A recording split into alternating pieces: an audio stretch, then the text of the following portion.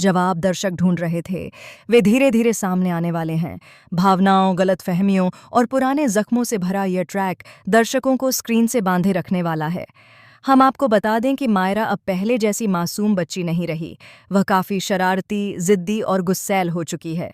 उसकी हरकतों में अब मासूमियत कम और बगावत ज़्यादा नजर आती है। बचपन में अभीरा ने उसे बहुत प्यार और संस्कारों के साथ पाला था। उसने हमेशा मायरा को सही गलत का फ़र्क सिखाया। लेकिन जब परिस्थितियों ने करवट ली और अभीरा उससे दूर चली गई, तब मायरा की जिंदगी पूरी तरह बदल गई। अभीरा के जाने के बाद अरमान ने मायरा को संभालने की पूरी कोशिश की, लेकिन एक माँ की कमी कहीं न कहीं साफ झलकने लगी। मायरा के मन में यह बात घर कर गई कि उसकी माँ ने उसे नहीं बल्कि बानी को चुना। यही बात उसके दिल में टीस बनकर रह गई। धीरे धीरे यह दर्द गुस्से में बदल गया और वही गुस्सा उसके व्यवहार में दिखाई देने लगा। वह हर छोटी छोटी बात पर जिद करने लगी और गलत फैसले लेने लगी।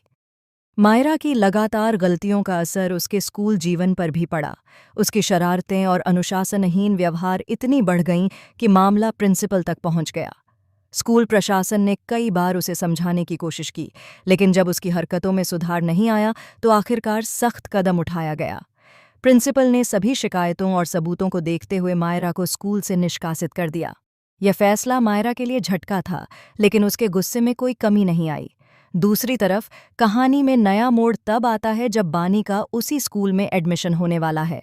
जहां एक ओर मायरा का नाम स्कूल से काटा गया, वहीं दूसरी ओर बानी उसी जगह नई शुरुआत करने जा रही है।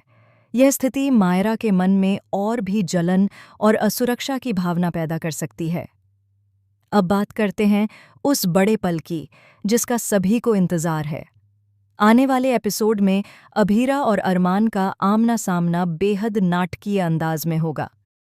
दरअसल किस्मत एक बार फिर उन्हें आमने सामने लाने वाली है।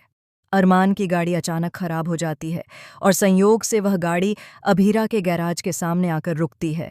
वहां काम कर रहे मैकेनिक गाड़ी को ठीक करने में लग जाते हैं और अरमान अनजान रहता है कि वह उसी जगह खड़ा है जहां उसकी पुरानी यादें बसी हुई हैं।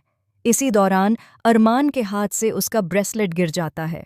वह ब्रेसलेट सिर्फ एक गहना नहीं बल्कि कई यादों और भावनाओं से जुड़ा हुआ है। बानी उस ब्रेसलेट को जमीन से उठाती है। वह मासूमियत से सोचती है कि वह उसे उन अंकल को कैसे लौटाए।